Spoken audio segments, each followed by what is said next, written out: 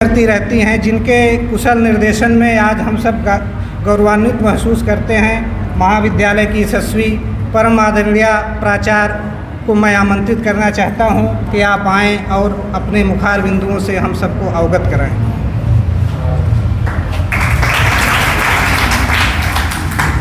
धन्यवाद प्रदीप जी।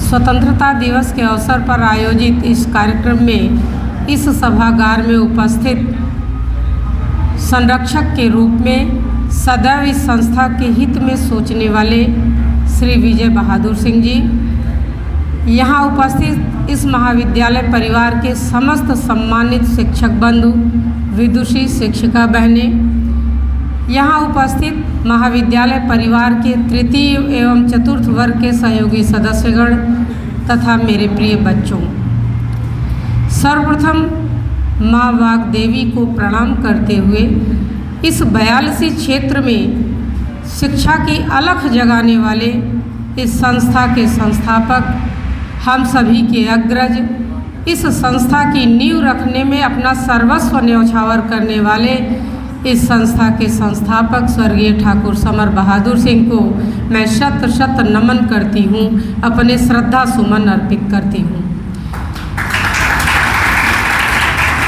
जैसा कि आप सभी जान रहे हैं कि आज के दिन को समूचा राष्ट्र एक राष्ट्रीय पर्व के साथ एक रूप में एकात्मता के साथ मना रहा है। अभी तमाम वक्ताओं ने अपनी बात रखी है। आज़ादी मिली, लेकिन उसके पीछे जो मूल्य चुकाए गए, आज उन मूल्यों के बारे में सोचने चिंतन करने का दिन है और उनसे प्रेरणा लेते हुए आगे की योजना बनाते हुए राष्ट्र को सुरक्षित भविष्य की ओर ले जाने का दिन है।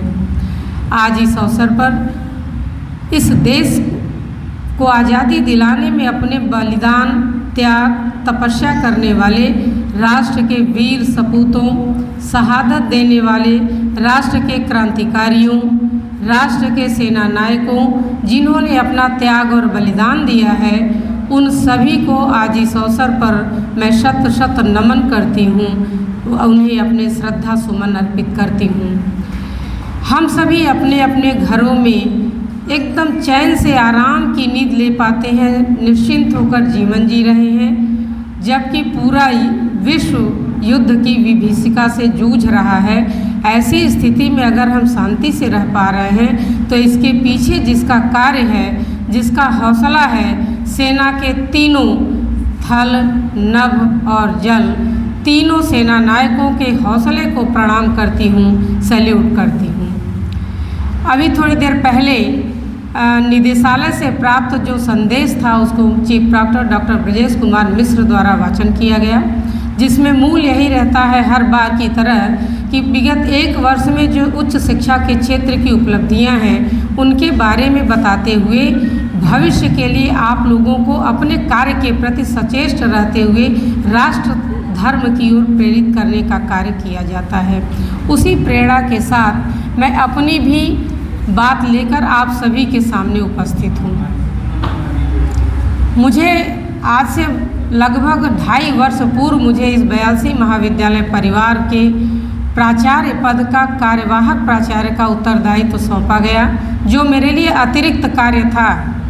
उस प्राचार्य पद का उत्तरदायित्व मुझे सौंपा गया, जिसकी कुर्सी के चारों पाए शुरू से ही फ्रीज कर दिए गए थे, जो न आगे हिल सकता था न पीछे जा सकता था। मेरी स्थिति उस समय ऐसी थी कि जैसे बिना पहिए के रथ पर सवार करके युद्ध में भेज दिया जाए। संक्रमणकालीन दौर था वो, लेकिन आप सभी के सहयोग से उस दौर से निकलकर अपने पैरों के सहारे चलते हुए, कुर्सी फ्रीज थी, पैर हमारा नहीं रुका, हम लोग सतत प्रयास करते रहे, चाहे वो हमारे शिक्षक रहे हों, हमारे शिक्षणेतर कार्मिक रहे हों। आप सभी ने जो सहयोग दिया उसी के बल पर यह संस्था उत्तरोत्तर विकास के पथ पर अग्रसर होती रही और मुझे उम्मीद है कि आगे भी आप सभी का सहयोग मुझे इसी तरह से मिलता रहेगा। अपवाद हर जगह हैं, अगर सहयोगी हैं तो विरोधी भी होते हैं। मैं विरोधियों के लिए भी बहुत कुछ कहना चाहती हूँ। सहयोग अगर आप कर रहे हैं, विरोध आप अगर कर रहे हैं, आपका अपना तरीका हो सकता है।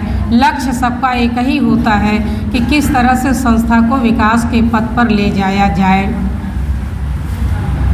दिक्कतें आई हैं, दिक्कतों को दूर करने का प्रयास किया गया है। मैंने पूरी कोशिश की कि इस संस्था के प्रत्येक सदस्य को, चाहे वो शिक्षक वर्ग हो, शिक्षणेतर वर्ग हो, हमारे छात्र छात्राएं हों, उसको एक सूत्र में पिरोकर लेकर चलने का कार्य जो मैंने किया उसमें आप सभी का योगदान सराहनीय है, प्रशंसनीय है। आप सभी लोगों को मैं साधुवाद देती हूँ। एक छोटा छोटा उदाहरण, अभी संचालक महोदय ने कहा कि मैडम अपना संस्मरण सुनाती हैं, तो मेरे दिमाग में कुछ चीज़ें जब मैं बोलने लगती हूँ तो अपने आप स्वतः आता है कि शायद मेरे कहने से अगर फ़र्क पड़ेगा तो निश्चित है मैं प्रबुद्ध वर्ग के लोगों को कुछ भी कह पाना ये मेरे लिए बहुत बड़ी बात होती है। लेकिन फिर भी मैं कोशिश करती हूँ कि मेरी बात, मेरा संप्रेषण आप लोगों तक पहुँचे। एक शिक्षक की ही बात मैं कर रही हूँ, चूँकि मैं युवाओं को संबोधित कर रही हूँ और बौद्धिक वर्ग को संबोधित कर रही हूँ, इसलिए हर वर्ग से जुड़ा संस्मरण आपको सुनाती रहती हूँ। एक शिक्षक ने अपने छात्रों को बुलाया और उनसे कहा कि मैं आप लोगों को खेल खेल में कुछ सिखाना चाहता हूँ। वही छात्र थे जो जल्दी कुछ सीखने की कोशिश ही नहीं करते थे। 4 छात्रों को शिक्षक ने बुलाया अपने सामने, उनसे उन्होंने कहा कि जाइए आप लोग हाथ धुल कर आइए, मैं अभी आप लोगों को खेल खेल में कुछ शिक्षा देना चाहता हूँ, कुछ सिखाना चाहता हूँ। बच्चे हाथ धुलने चले गए। शिक्षक उतने देर में एक चम्मच, एक गिलास, एक मग और एक बाल्टी उसने मेज पर रख दिया और जब चारों छात्र लौट कर आए तो शिक्षक ने कहा कि अब इसमें से अपना अपना बर्तन आप लोग चुन लीजिए, बाहर बारिश हो रही है, चले जाइए और बारिश के पानी से भरकर अपना अपना बर्तन लेकर चले आइए। चारों में से एक एक ने एक एक बर्तन उठाया और बाहर चले गए। पानी भरा, पानी भर कर लेकर आ गए। सबसे पहले स्वाभाविक है कि चम्मच जिसने उठाया था वो पानी भर के आया, उसके बाद गिलास वाला पानी भर के लाया, उसके बाद मग वाला पानी भर के लाया और सबसे अंतिम में जो बाल्टी लेकर गया था वो पानी भर के लाया। बारिश सबके लिए हो रही थी, लेकिन सबसे पहले चम्मच वाला आया और सबसे अंत में जो बाल्टी भरने गया था वो आया। बारिश बराबर है, सबके लिए हो रही है, लेकिन जो जितना बड़ा बर्तन लेकर गया था उतना ही पानी भर के ला पाया। सवाल यही है कि कुदरत के पास देने के लिए सब कुछ है, अब आप कितना बड़ा बर्तन भरना चाहते हो और कितनी देर में भरना चाहते हो, कब तक भरना चाहते हो, ये बर्तन का चयन तो आपको करना है। कुदरत के पास देने के लिए सब कुछ है, लेकिन जब आपका बर्तन ही छोटा है तो देने वाला क्या ही कर पाएगा, ये आपको चिंतन करना है। दूसरा सीख उन्होंने दिया, अपने बच्चों को बताया कि आप लोग समान रूप से बाहर गए, बारिश समान हो रही है, लेकिन सबसे ज़्यादा कौन भीगा? जो बाल्टी भर के पानी लाया। अब यहाँ सीखने की चीज़ ये है कि जो जितनी बड़े लक्ष्य के साथ गोल आपको निर्धारित करना रहता है, आपका जितना बड़ा लक्ष्य होता है उतनी देर तक, उसका लक्ष्य बड़ा था, बाल्टी उठाया था उसने, तो बाल्टी भरने में वो देर तक भीगा था। अर्थात जो जितने बड़े लक्ष्य के साथ अपना कार्य प्रारंभ करता है उसको सफलता पाने के लिए उतना ही देर पानी में भीगना अर्थात संघर्ष करना पड़ता है और उतना ही बड़ी सफलता पाने के लिए प्रयास करना पड़ता है, यानी कर्म करना पड़ता है। तुलसीदास की 2 पंक्तियां हैं कि सकल पदार्थ है जग माही, कर्महीन नर पावत नाही। सब कुछ है लेकिन कर्म करना पड़ेगा। बहुत बड़ा लक्ष्य आप निर्धारित कर लीजिए और एक 4 दीवारी में बैठकर सोचते रह जाइए कि उसको प्राप्त करना है, इस लक्ष्य को प्राप्त करना है, तो कुछ भी प्राप्त नहीं कर पाएंगे, आप वहीं पड़े रह जाएंगे, सफलता तो दूर की बात है। सिर्फ और सिर्फ आपको कर्म करते रहना है। अगर शिक्षक हम हैं तो हमारा जो काम है, शिक्षणेतर कार्मिक का जो काम है, छात्र छात्राओं का जो काम है, वो करते रहना चाहिए। अगर हम कर रहे हैं तो निश्चित रूप से हमारे लक्ष्य को पाने में हमें कोई रोक नहीं सकता। और अगर हमने अपना लक्ष्य पा लिया तो यह संस्था भी विकसित और पुष्पित पल्लवित होगी और कहीं न कहीं आंशिक ही सही हमारा योगदान राष्ट्र हित में जरूर होगा। कर्म बहुत व्यापक शब्द है। कसाई भी कर्म कर रहा है, पालने वाला भी कर्म कर रहा है। अब सवाल ये है कि हमारा कर्म कैसा हो। हम सभी पढ़े लिखे प्रबुद्ध वर्ग से जुड़े लोग हैं और मेरे सामने देश के कर्णधार बैठे हुए हैं। कर्म होना कैसा चाहिए? सकारात्मक सोच के साथ अगर हम कोई काम करते हैं, हमारा जो काम है संस्था के हित में है, अगर हम यह काम करते हैं तो निश्चित रूप से उसका प्रतिफल हमें ही मिलने वाला है, क्योंकि हम प्रकृति को जो कुछ भी देते हैं वो लौट कर मेरे ही पास आता है। किस रूप में आता है ये समय के ऊपर है कि किस रूप में हमारा किया हुआ कर्म हमारे पास वापस आता है।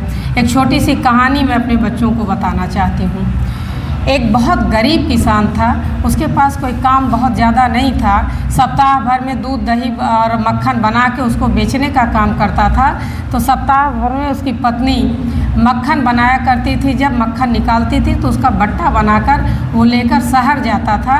शहर में दुकानदार को देकर वहाँ से चीनी, चाय पत्ती, नमक, जो रोज़मर्रा की चीज़ें होती थी, तेल, हल्दी, सब लेकर वापस आता था। जब हफ्ता 10 दिन बीत जाए वो पुनः शहर जाता था अपना मक्खन का बट्टा लेकर बेचने के लिए। एक दिन वो किसान गया, मक्खन का बट्टा दिया, रोज़मर्रा की चीज़ ली और वापस चला आया। अब उस दुकानदार ने जब बट्टा उठाया, उसके मन में आया फ्रीज में रखने से पहले कि फ्रीजर में रखूं तो ज़रा सा वज़न कर लूं कि इसका वज़न कहीं 1 किलो से कम तो नहीं है। 1-1 किलो के बट्टे वो बनाता था। उसने वज़न किया, 900 ग्राम निकला। दूसरा बट्टा वज़न किया, 900 ग्राम निकला। इसी तरह उसने सारे बट्टे को वज़न किया, सब 900 ग्राम के थे। अब लगा वो दुकानदार चिल्लाने, अपने आप में खींचने की, ये मैंने क्या कर दिया, मुझे इतने दिन से मैं बट्टे खरीद रहा हूँ और मैंने कभी ये ध्यान नहीं दिया, मुझे घाटे पर घाटा होता रहा, मेरा नुकसान होता चला गया। इसी उधेड़ बुन में वो घर चला गया। 1 सप्ताह जब बीता, वो दोबारा वो किसान आया, वो फिर बट्टा लेकर। जैसे ही दहलीज पर पहुंचा, दुकानदार लगा उससे चीखने चिल्लाने, डांटने डपटने, अब आज के बाद तुम मेरे दुकान पर दिखना मत, तुम धूर्त हो, बेईमान हो, तुमने मेरे साथ धोखा किया है। जितनी देर तक वो दुकानदार डांटता रहा, वो किसान चुपचाप उसकी बात सुनता रहा। फिर उसने हाथ जोड़कर विनम्रतापूर्वक कहा, हमको जो आप डांट रहे हैं, पहले मेरी बात तो सुन लीजिए। आपसे महाराज मेरी ये औकात ही नहीं है कि मैं अपने लिए बाट तौल ये सब का सामान खरीद सकूं। आपसे जो मैं 1 किलो चीनी खरीद के ले जाता हूं, उसी को पलड़े पर रख कर उसी के बराबर मेरी पत्नी बट्टा बना देती है। अब ये आप जानिए कि कितना वज़न है उसका, कितना नहीं है, क्योंकि मैं भी तो 1 किलो चीनी ही खरीद कर ले जाता हूँ। मेरे कहने का मतलब ये कि जो भी काम हम आप करते हैं, सकारात्मक या नकारात्मक, चयन हमारा आपका होता है, लेकिन परिणाम वही लौटकर हमारे आपके बीच आता है। उसको कोई नहीं बदल सकता है, समय लगेगा, परिणाम मिलेगा। अगर आप अच्छे काम करेंगे, संस्था के हित में प्रयास करेंगे, तो संस्था निश्चित रूप से सिर्फ आपका विकास नहीं होगा, संस्था का विकास होगा और कहीं न कहीं राष्ट्र के योगदान में हम लोगों का नाम कहीं न कहीं सूक्ष्म रूप में ही सही अंकित अवश्य होगा। कुछ यक्ष प्रश्न मैं आपके बीच छोड़कर, बहुत देर से आप लोग सुन रहे हैं, अपनी बात समाप्त करना चाहूँगी। कल एक जगह बैठे थे, ऐसे ही मन में चिंतन आया। एक छोटा सा बीज, आप लोग देखते हैं बीज को ज़मीन के नीचे दबाया जाता है। किसी बीज को देखकर क्या ये आकलन किया जा सकता है कि इससे निकलने वाले जो छोटा सा पौधा निकलता है, वही पौधा बड़ा होकर बड़े वृक्ष का रूप ले लेता है? तो उस वृक्ष के से उस बीज को देखकर वृक्ष का आकलन करना लगभग असंभव होता है, लेकिन उसमें सब कुछ निहित है। उस पौधे से मेरा देखने के बाद एक पौधे को मेरे मन में ये विचार आया, 2-3 चीज़ें मेरे दिमाग में आईं। हर वक्त मैं ये सोचती रहती हूँ कि मैं क्या कर सकती हूँ और क्या बेहतर कर सकती हूँ, दोनों में अंतर आपको करना होगा। उस पौधे को मैंने जब देखा, बड़े पौधे को, एकदम बड़ा पेड़, तो दिमाग में ये बात आई और वो प्रश्न मैं आपके सामने रखूँगी, उत्तर भी मैं दूंगी, लेकिन मेरा जो अंतिम प्रश्न है वो आपके लिए होगा। आपको छोड़कर मैं हट जाऊंगी, आप चिंतन करते रहिएगा। पौधा कितना बड़ा हो सकता है? जितना बड़ा हो सकता है उतना बड़ा होता है। ऐसा नहीं है कभी कि पौधे की ऊंचाई 20 फीट तक जानी चाहिए, उसको अगर कोई रोक दे तो वो 16 फीट पर रुक जाएगा। उसकी जो क्षमता उतनी ऊंचाई वो प्राप्त करेगा ही करेगा। दूसरा प्रश्न, पौधे की जड़ें कितनी गहराई तक जा सकती हैं? फिर वही उत्तर है कि जितनी जा सकती हैं उसको कोई भी बाधा रोक नहीं सकती है, जो उसकी क्षमता उतनी गहरे उसकी जड़ें जा सकती हैं। फिर तीसरा प्रश्न दिमाग में आया कि एक पौधा कितना फल दे सकता है? फिर वही उत्तर, उसकी जितनी क्षमता है अपनी सामर्थ्य से बढ़ चढ़ कर वो पौधा फल दे सकता है और वो देता है। आप लोग अक्सर कहते हैं कि इस छोटे से पौधे में इतने फल लगे हुए हैं, इसकी औकात नहीं, अपनी औकात से ज़्यादा फल इस पे लगे हुए हैं, डालियाँ एकदम लटक कर ज़मीन पे आ गई हैं। अब मेरा यक्ष प्रश्न जो मैं आप लोगों के बीच छोड़कर अपनी बात समाप्त करना चाहती हूँ, आपको चिंतन करना होगा कि हम इस संस्था के परिदृश्य में हम लोग बात कर रहे हैं कि हम जिस संस्था में काम कर रहे हैं उसके हित के लिए क्या हम जो कर सकते हैं उसको कर पा रहे हैं। यदि आपके मन में उत्तर आता है हाँ, तो आपको बधाई है, साधुवाद है। लेकिन अगर आपके दिमाग में कहीं ना कहीं है कि ना, तो निश्चित रूप से आपको उठना होगा, उठ के अपने कर्म को करना होगा।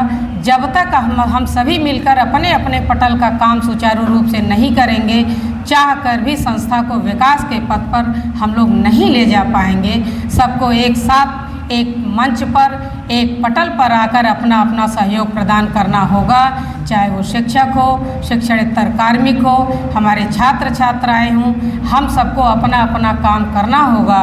इस देश के कर्णधार हैं यहाँ के युवा, और आपके कंधे पर राष्ट्र का भविष्य है, और हमारा शिक्षक भविष्य निर्माता है।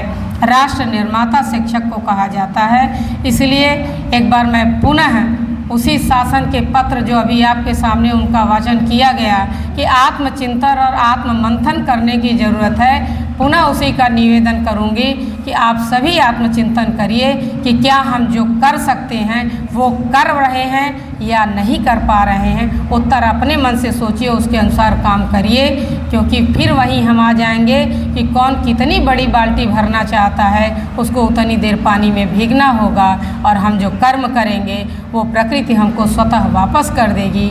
तो कहीं न कहीं अपने लिए हम जिम्मेदार हैं, लेकिन राष्ट्र के लिए भी हम ही जिम्मेदार हैं। हम मिलकर एक दूसरे का हाथ पकड़ेंगे तो संस्था का विकास होगा, एक स्वच्छ परिवेश बनेगा, स्वस्थ और सुंदर समाज का निर्माण होगा, और राष्ट्र के विकास में कहीं न कहीं हम लोगों का योगदान निश्चित रूप से जाएगा। आप लोग बहुत देर से सुन रहे हैं, दो पंक्तियों को कह के अपनी वाणी को विराम दूंगी कि चंद दिनों का घना कोहरा है, क्यों न इसे स्वीकारा जाए। चंद दिनों का घना कोहरा है, क्यों न इसे स्वीकारा जाए। जरूरी नहीं है कि हर बार प्रश्न सूरज पर ही उठाया जाए, सूरज पर ही उठाया जाए। एक बार पुनः आप सभी मंचस्थ लोगों को इस स्वतंत्रता दिवस की ढेर सारी शुभकामनाएं। मेरे सामने बैठे हुए छात्र छात्राओं के उज्जवल भविष्य की कामना देते हुए मैं अपनी बात को समाप्त करूंगी। धन्यवाद। जय हिंद, जय भारत।